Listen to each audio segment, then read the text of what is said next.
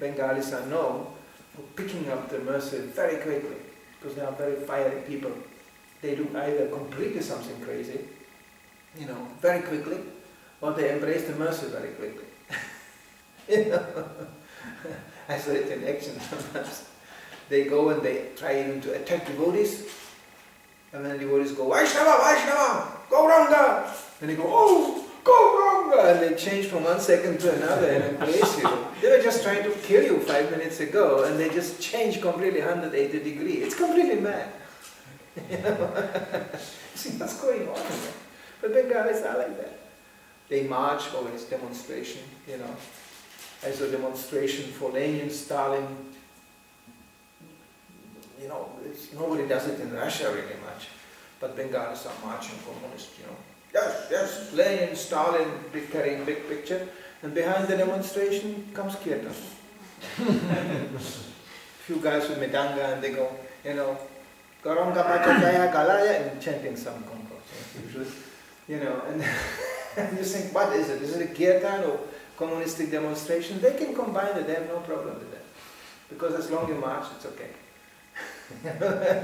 So there's lots of confusion there in the air. Because Lord Chaitanya didn't left behind a body of scriptures.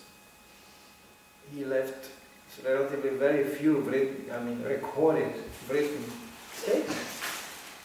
That was done by the Goswamis. He empowered the Goswamis, his next close descendants or followers, and they actually put the whole thing.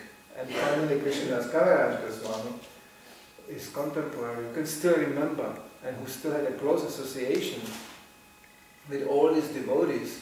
So he put this amazing book together, which actually Chaitanya Charitamrita was always chanted in the last stages of their lives by Bhaktisiddhanta Maharaj, Bhagavatam, Chaitanya Charitamrita, by Srila Prabhupada.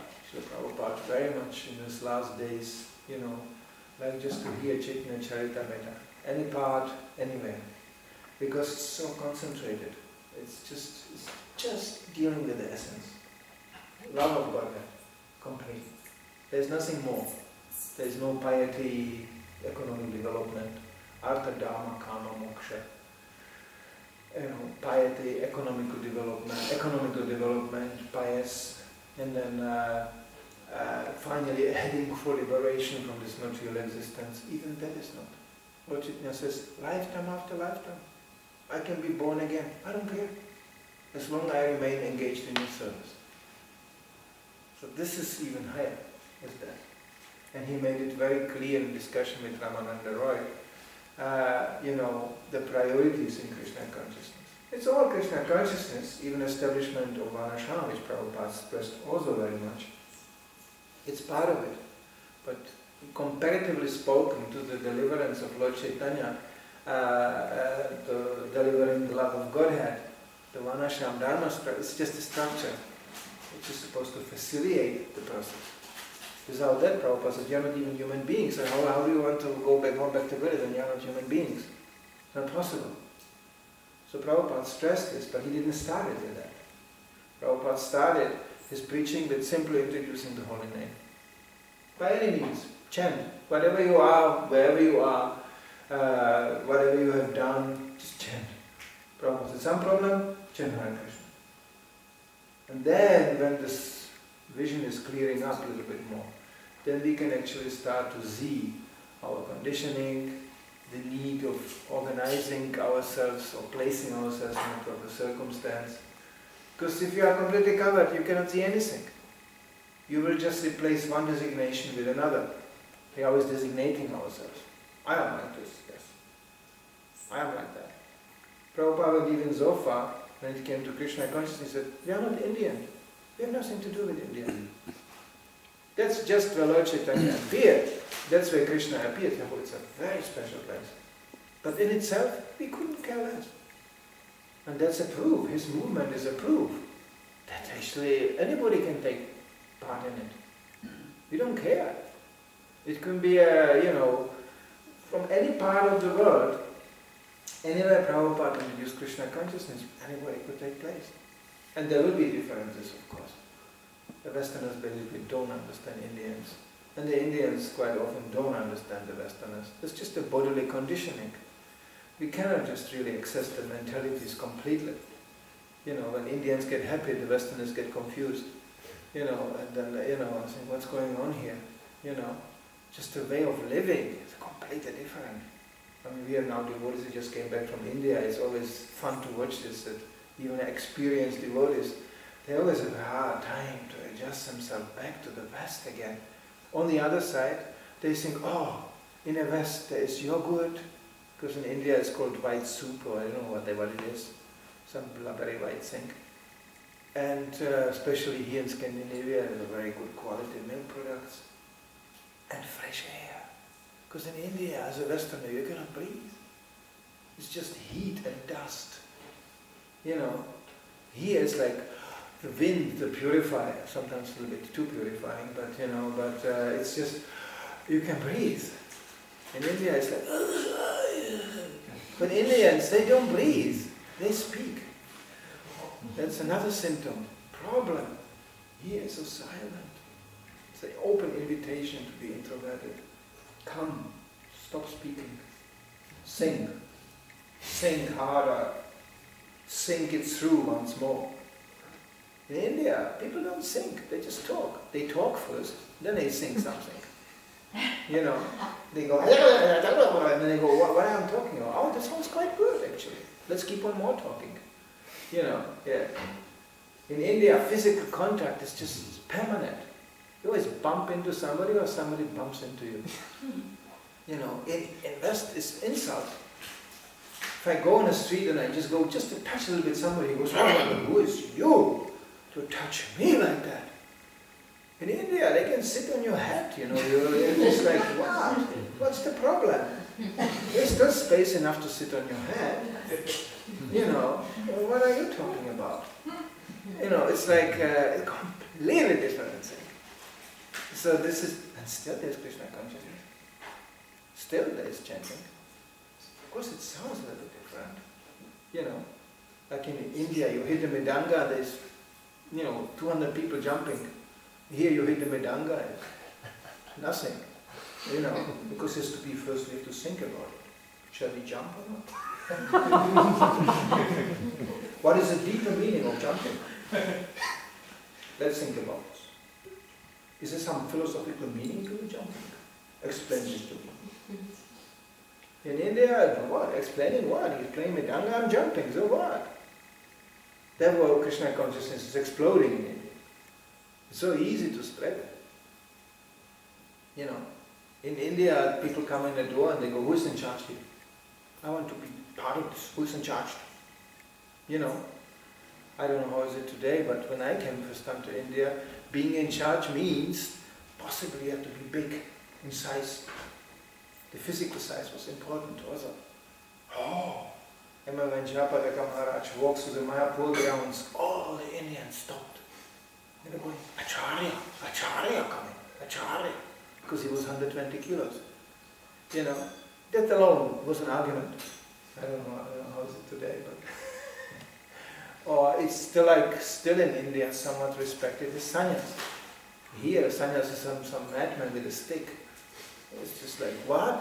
What is a stick? What is this? Like Santa Claus? I don't know what. The Russian version of Santa Claus is a stick, So they go, what is this? What is the use of this? What are you doing? Are you mad? Used to be in my generation, cutting hair was absolutely revolutionary. Nowadays it's not so, because every man on the street has cut hair. But when I cut hair, I was like, wow, what happened?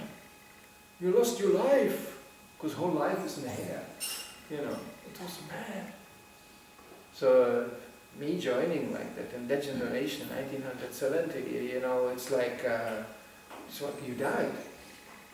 It was not very different from joining and taking sannyas. It was the same lifestyle for everybody. Because it was just giving up. All the designations, everything finished. So of course, that's one stage of Krishna consciousness. But it is recorded that Lord Chaitanya Mahaprabhu was very lenient even, and very merciful to Grihasthas.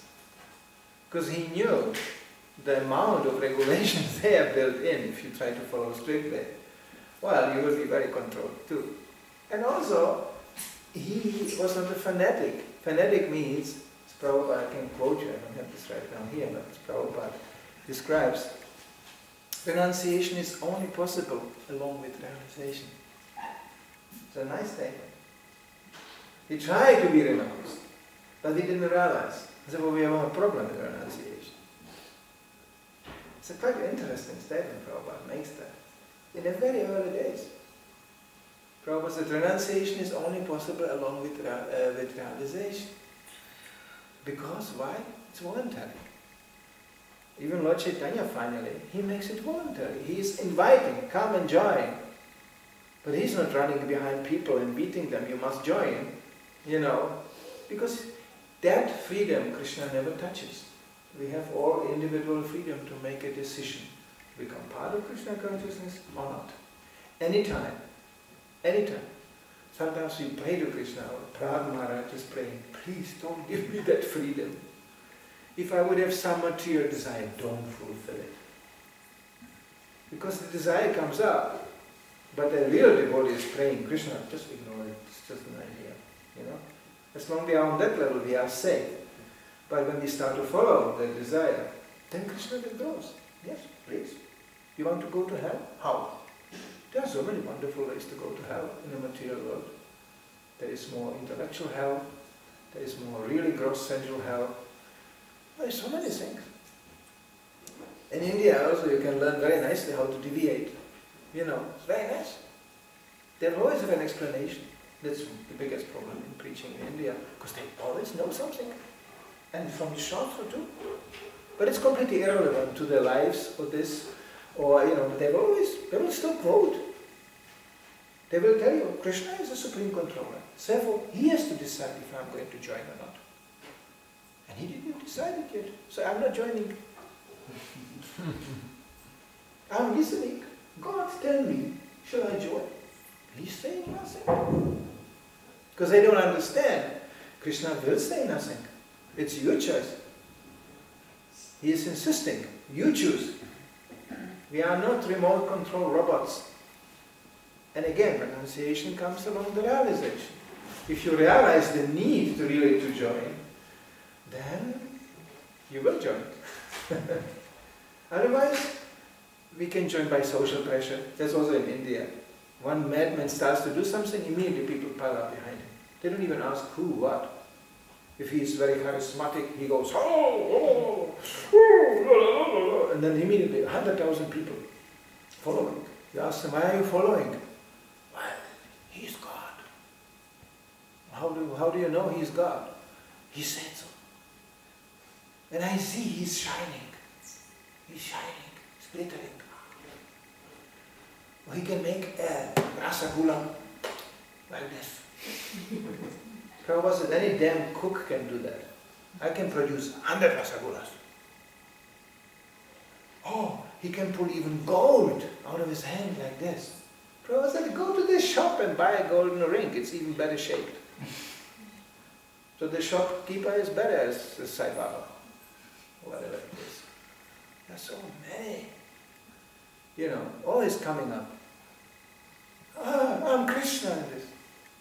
I could show you, I have a wonderful photo of one Indian sadhu. He was trying to target the maximum public. So he has a paper cobra around the neck like Lord Shiva, made from paper. And he has a tilak which goes in all kinds of directions. So the Shaivites are included and the Vaishnavas are included and everything. He is blue painted, just if somebody would doubt that he is not Krishna. He has red lips. He is fat, he's well fed obviously, and it's a German postcard. In Germany they sell it, that postcard, like, look, this is India. And on the postcard it stated, I found the kingdom of God. I can show you the gates to go to God. And then the backside stated, but I forgot the key to open it. In other words, another confused fool. So this is Lord Chaitanya was very strict on this point. He left a clear, precise message behind. The whole body of Shastra, he had even Swarup Damodar, his secretary, who was filtering any conversation. And nobody could come and just present something. So, no, there was a censorship. It was very strict. What you are going to hear, what you are not going to hear. But very liberal in broadcasting the process. People think they are so sentimental, chanting Hare Krishna. They don't understand what is behind that. Once you start to chant, the needs, the spiritual needs will be awakened. They are now slumbering, they're dormant, they're covered. And the chanting opens the need, makes us to realize the need of spiritual advancement. Therefore we are constantly distressing, and anybody who follows Lord Chaitanya always chant, chant, chant, all the time. There's some comments, some questions, there's so much to say, and will be said today. Yeah? Just now that you were speaking of surrender and the importance of surrender, if you could mention, when did you start realizing the importance and the necessity of surrendering in your so far I remember. In your early days, maybe? So far I remember, since I was born. Every night before I slept, I had a little dream before I started the dream. I wanted to be somebody's servant and sleep at his door entrance on the step where you come into the house, when you clean the shoes. That would be like my place, and I would sleep there like a dog, and I would be completely dependent on this person. This, as far as I can remember, I had this. But there was nobody out there. Fortunately, I didn't even try. It was not so easy to surrender. Why? Because I said, this is not who surrender to what? And there was a dormant soul there. Why should I surrender? Who is he surrendering to? I'm not going to surrender, like that. I want to surrender blindly. But I didn't want that the person who I surrendered to is blind. But I have no idea how it should be and who it could be and what it should be and where it should be. I had no idea. I just remember this intense, especially before I went to sleep, I would be like this. And when the door was open, I will just jump up and serve that person. And he will just give me everything, he will tell me everything. I will have no freedom. It was a fascinating idea. But when I looked out, it was like, what? To what? To whom? So I picked up role models, of course. Children even do that. They think, I will be like this, I will be like that. It's like you follow, like in India they always establish role model. Good Indians like that, and he acts like that, and you do like that. My role models were collapsing as fast as I invented them, one after another. I grew up in a communistic country. The Russian people, they are the real people, super smart, And I already looked at these pictures because Russians, they have these Malun faces, these round Slavian faces, full of vodka. I was thinking, that doesn't look very smart, just physically spoken. Now that there are smart people there too, it's always varieties, but I was thinking, this is smart. And then I came to the West, and they told me, smart is a German. The German is always smart. Why? Because he's building a Mercedes car. That's smart.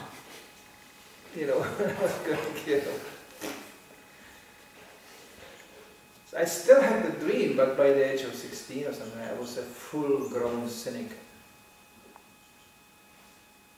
I was exactly on the line reading the books which were written by people who wrote in a book how not to read books. That was my literature. I was going, yeah! It would be like called paperback, these soft-bound books. You read the book and you're going, yeah, that's a good book. And then you throw it out. So, believing ultimately in nothing. Until I met the first devotee. And the power of conviction and faith shooting out of the devotee was like, yeah, that I would like to do. But I didn't know why. I had a friend with me, he just was triggered exactly opposite reaction. He was going, oh, they're all following here, chanting something, blind, fanatics. I didn't care, fanatic or not fanatic. That power of conviction was so attractive. Because those days, the generation I came, you came in a door like this, there came a devotee shooting out of the door, you look at you, and he was going, Prabhupada ki jai! And he ran away. I didn't know Prabhupada, I didn't know anything. I mean, what are these people? They are just running around, and everybody was just on the line. Of course, it was Germany, Germans like that. Germans can, even when you bomb a German city like it happened in a World War, they were still walking through these broken houses to go to the job. And then they came to the place they worked, didn't exist either. Because it was bombed, So they just said, I report to work. And the chief, who was standing on a big pile of rubble of the factory, he said, okay, today we walk like this. You get the bricks out of the way. And they did that. This is German. They were just, the train was not going, everything was finished, and they still went to work. I'm here to work. Yeah, I can imagine Indians will be just going, acha, because they don't work to start with, and they don't work after either. And they will go, acha, and they will chew pan, and wait until somebody comes and does something. Germans are very different. So I got the German version of Krishna consciousness. They were all, Prabhupada ki jai! They were all like that. But it helped. It helped me immensely to get away from the mental platform. I just lined up. And it just get me away from this dream state, what do I do today? And I think it could be like that. I feel that I think. And I think that I feel. I have to write it down. This was my life. Just a dream state, walking around, speculating day and night. So I ripped out of this. And what a relief that was. And in those days, if you would just say, well, I think, that was the ultimate offense. You don't think, you follow work. That can also get out of control.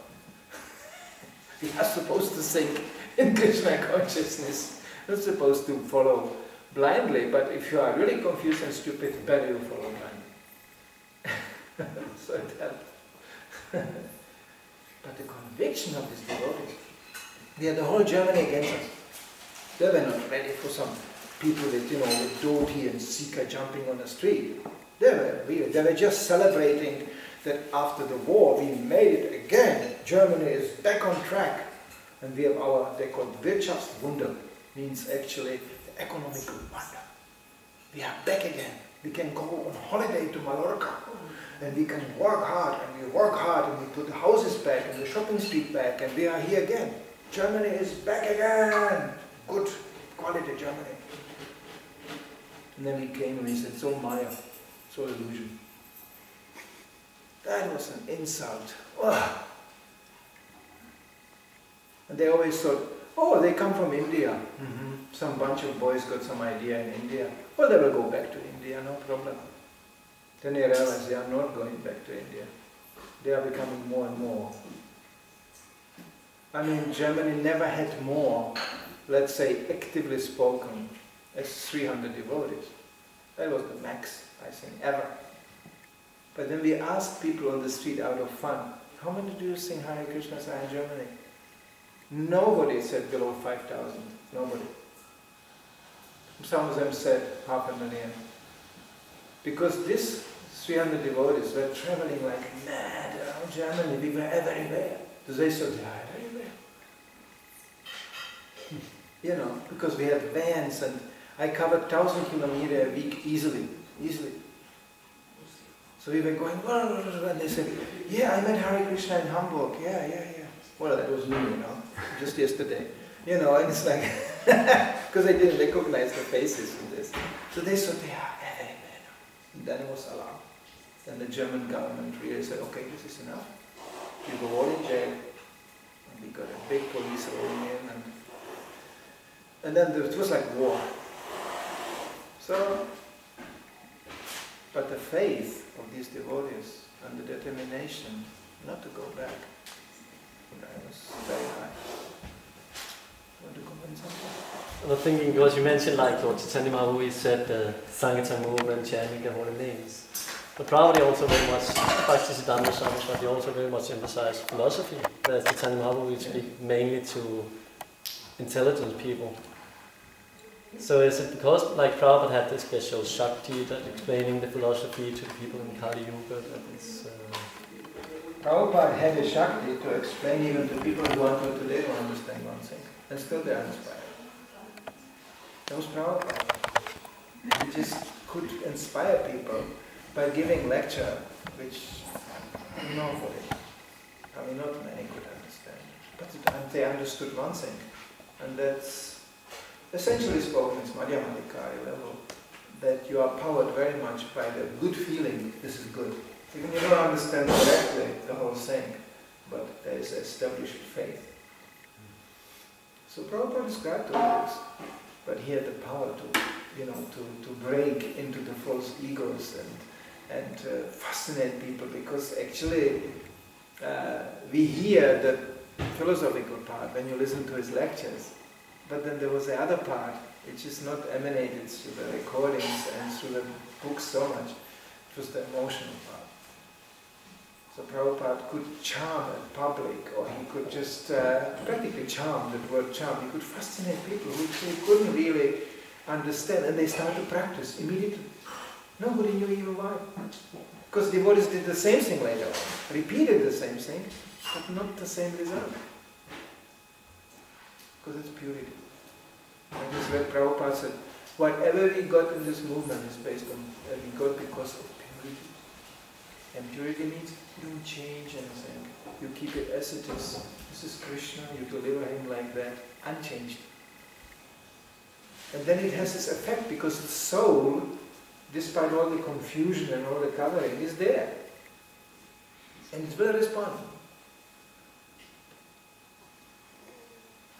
Otherwise, Krishna consciousness becomes quite an academic exercise. So many things we can put in the brain, and we can repeat, and we can do things, but the heart is untouched. And that will be demonstrated sooner or later. All the problems coming to devotees are on an emotional platform. I very rarely met a devotee who has a philosophical problem. Prabhu, I don't believe in this philosophy. Look, there's contradicting statements here. This is not generally the problem. In India, it's another thing. You have brahmanas and this kind of things that they're discussing, shastric evidence and this. In the West, purely emotional.